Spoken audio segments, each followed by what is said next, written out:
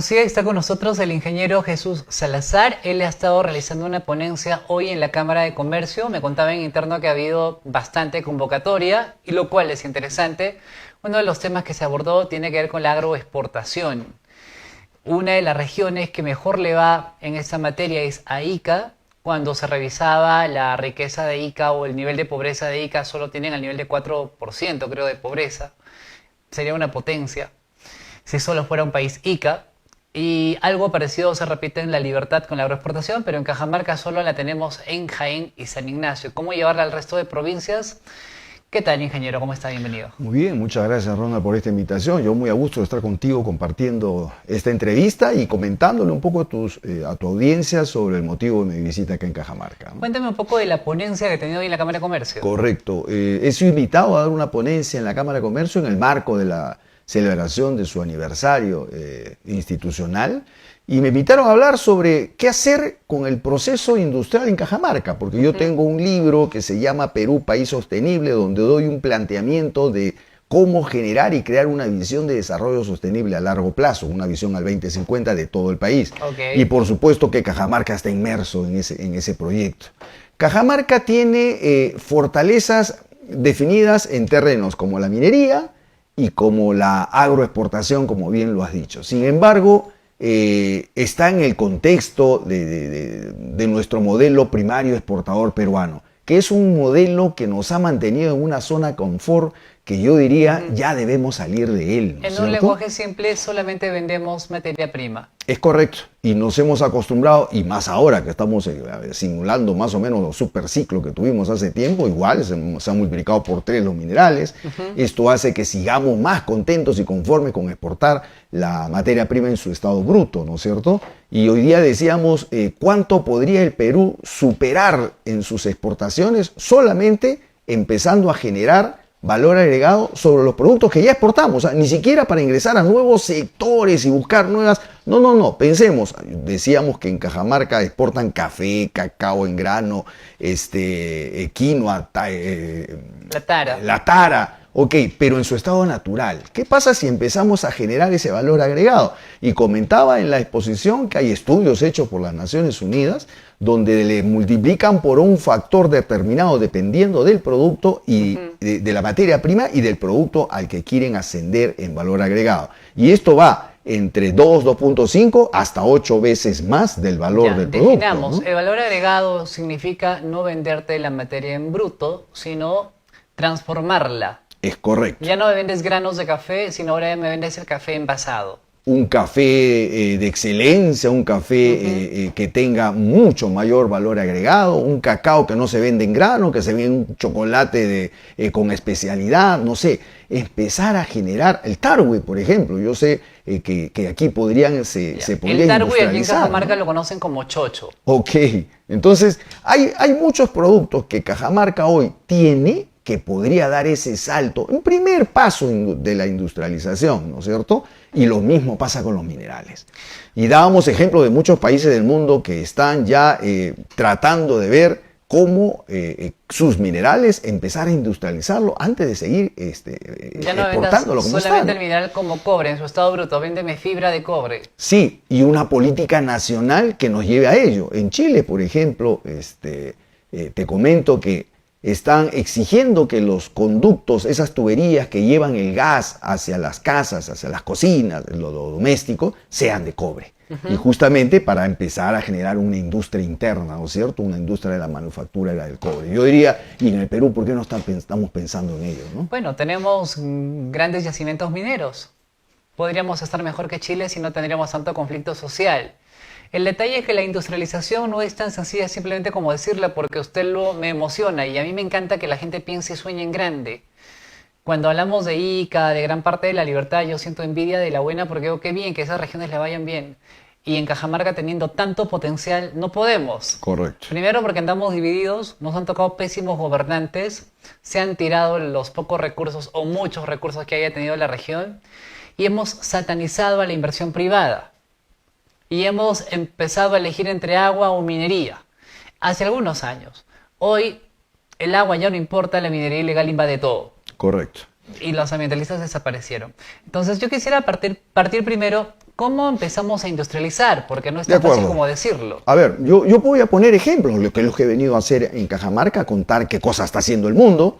Hemos empezado por los países asiáticos que tuvieron saltos exponenciales. Una Corea del Sur, por ejemplo, que en el año 60 tenía un PBI por debajo del PBI peruano y que hoy llega a un tamaño de PBI más o menos de 1,7 billones de dólares. Y eso lo hicieron a través de la industria. Pero alguien me dirá, son realidades distintas. Bueno, le voy a contar el caso de un país de nuestra región. Estamos hablando de Costa Rica. Costa Rica hasta hace poco exportaba piña y bananos. Esa era su exportación, primario exportador igual que nosotros. Tuvieron una gran idea, generaron una zona económica especial donde le dieron condiciones especiales y algunos beneficios a los grandes capitales que fueran a invertir en esa zona económica especial. Decidieron que el sector tecnología podría ser un buen sector para impulsar la industria en Costa Rica. ¿Y qué hicieron? Convocaron a los grandes capitales en tecnología. ¿Quién fue? Intel. ¿Y ahora qué exporta Costa Rica? Semiconductores. Pasaron de la exportación primaria a la exportación de alto valor agregado. Sí se pudo hacer. No es que el Estado tenga que tener el capital para hacerlo, ni el conocimiento para hacerlo. Lo hace el privado, Exacto. Pero tienes que generar las condiciones. Es correcto. Y no solamente las condiciones, la confianza para hacerlo. Y te cuento algo adicional. Nadie puede confiar con toda la crisis política que tenemos. Ah, bueno, así que sí, eso es un correcto. Principal factor para no desarrollarnos ya. Siga usted. Mira, lo que le decía a los que estaban en el auditorio, lo que a mí me dio mucho coraje es enterarme que Intel, antes de ir a Costa Rica, primero vino al Perú y nos tocó la puerta. Y nos dijo, si yo traigo mi capital y hago transferencia tecnológica, ¿qué me dan ustedes? Y el Perú, por supuesto, le dijo, bueno, paga tu 30% de impuesto a la renta como lo pagamos todos, ¿no? Y por supuesto no llegó, porque los capitales buscan los lugares donde ser más rentables y dan vueltas por el mundo buscando esos lugares. Y el Perú no ha sido capaz de ser atractivo para que esos grandes capitales vengan y se inviertan acá. Ok. ¿No? ¿Qué potencial ha visto usted en Cajamarca? Como le digo, yo empezaría e iniciaría con los productos que Cajamarca ya está exportando al mundo, cacao, café y minerales. Y los minerales que ya los tiene. Con eso podríamos tener un punto de partida. Y hemos hecho un pequeño cálculo en el Instituto de Desarrollo Industrial Sostenible, del cual soy presidente, de qué pasaría si Cajamarca, de manera conservadora, solo el 20% de lo que exporta le da el salto al valor agregado y se continúa el 80% solamente como producto en bruto. Más o menos, Cajamarca en el año 25 exportó poco más de 4.000 millones de dólares. Con este salto a la industrialización podría estar 2.500 dólares, miles de dólares más exportando Cajamarca. Eso es valor agregado. Y eso es lo que necesita magnífico, Cajamarca. ¿no? Nos sacaría estos niveles de pobreza que tenemos, que son muy graves. Extrema pobreza y pobreza, creo que vamos al nivel del 45%. Y no estaríamos dependiendo tanto de la minería, por ejemplo. ¿No es cierto? Eso es verdad. Tengo entendido que esto arranca desde una iniciativa privada, pero las condiciones las da el Estado. Sí. ¿Qué cosas se tienen que cambiar en el Estado para que los capitales vengan? Correcto. Hay un tema fundamental, Ronald. Yo pregunto, y me pregunto muchas veces, ¿quién sabe en nuestro país dónde va a estar el Perú en el año 2050, por ejemplo? Eso se llama visión de desarrollo. Eso se llama tener un plan estratégico nacional de desarrollo. Una persona planificada seguramente que te diría cómo debería estar el Perú en el 2050. Correcto. Nuestra propuesta pero dice con los bien improvisados claro. que tenemos de candidatos, No creo que haya alguna visión de planificación. Ni siquiera tenemos una visión del quinquenio al cual quieren postular, porque hemos estado nadie viendo sabe si va a durar 5 años. y muchos ni siquiera saben por qué están postulando, porque ojalá que los que postulen tengan la idea clara de un plan, ¿no es cierto?, estratégico nacional para llevarnos al desarrollo, pero pareciera que no es así. Entonces yo creo que ese es un primer problema, Ronald. Necesitamos definir hacia dónde queremos llevar a nuestro país. Y esa visión nacional tendría que concadenar de todas las demás acciones, de todos los sectores que tiene el gobierno, para ir encaminándonos hacia ese gran plan estratégico. Yo diría eso. Y para nosotros la idea y el camino está claro. Es decidir por un camino de una industrialización sostenible en el país hacia el 2050, con 3 enfoques estratégicos, Ronald. El primero con un enfoque sectorial, es decir, decidir y definir qué sectores de nuestra manufactura son muy llamativos para el capital extranjero y que demandan productos afuera y que además tengamos ventajas comparativas. Llámese pesca de consumo humano directo, llámese madera, llámese, es más, textil y confecciones. Bueno, Cajamarca tiene mucha madera, ¿no? Por ejemplo. Pero solo lo vendemos como madera. Ya Cierto. lo transforman en Vía El Salvador. Ok. Y el segundo enfoque es el territorial. ¿Por qué la industria se concentra en un 60% en Lima y en las regiones donde están los recursos naturales no hay industria? Cajamarca aporta con el 0,99% de la industria nacional, es decir, en Cajamarca no hay industria. Y por último, el tema de la sostenibilidad, que es sumamente relevante. No puede haber industria en el país que no sea sostenible, es decir, que genere riqueza económica, pero siendo socialmente inclusivo y ambientalmente responsable. Bueno, pues cuando hablamos de territorio hay que tener un parque industrial, una zonificación donde deberían estar las empresas transformadoras de la materia prima. Correcto, yo hoy día dije en el foro, porque muchos no conocían, que Cajamarca tiene una ley creada hace bastante tiempo atrás, por los 2002 más o menos, de crear un parque industrial.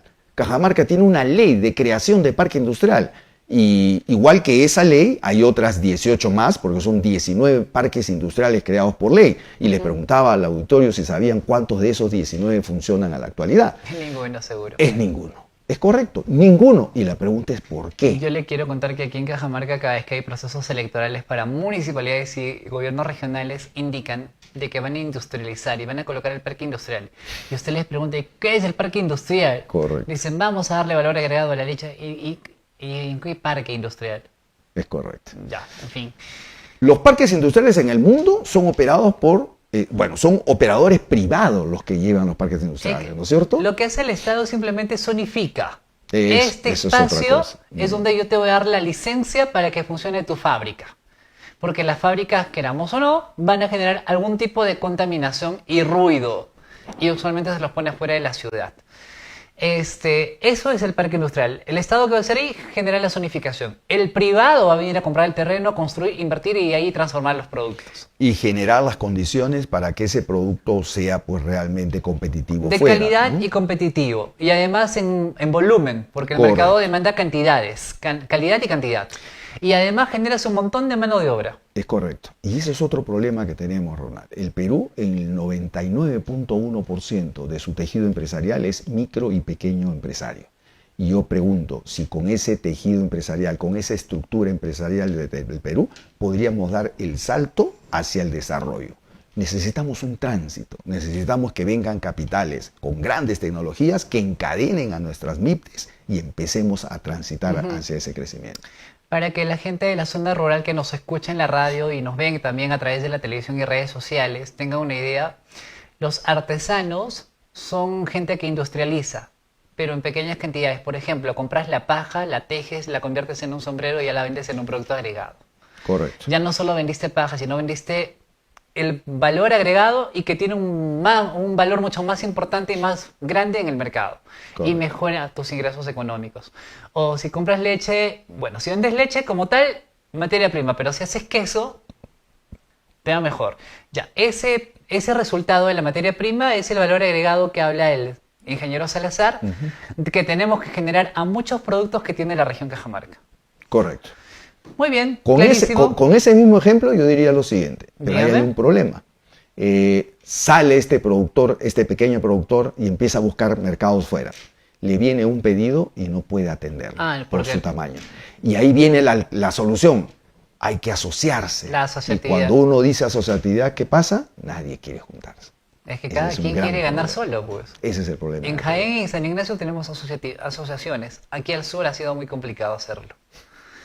Tenemos arándalos, bastante, y buenazos. Paltajás también he visto, pero no sé cuántas asociaciones tengamos al sur de la región. Pero me alegra mucho que la Cámara de Comercio haya promovido su presencia aquí, que les haya abierto la mente respecto a darle valor agregado a mucha de la materia prima que tiene Cajamarca. Y ojalá que con un gobierno distinto al que nos ha tocado podamos empezar a invertir. Yo diría, sigamos soñando, porque de verdad necesitamos creer que el Perú sí puede ser un país desarrollado en 2050. Y existe la ruta, existe la ruta. Nos han hecho creer que el Perú es un país pobre y es mentira, el Perú es un país rico. Pero si no hacemos nada, estamos destinados a 200 años más. Tenemos un montón de pobreza, recursos. ¿no? Pobres han sido los gobernantes, pero pobres de ideas. Es correcto, coincido plenamente contigo. Muy bien, Ronald. ingeniero, le agradezco mucho por estar aquí. Un gusto conversar con su persona. Muchísimas gracias por la invitación. Voy a la pausa, regresamos con lo último del programa.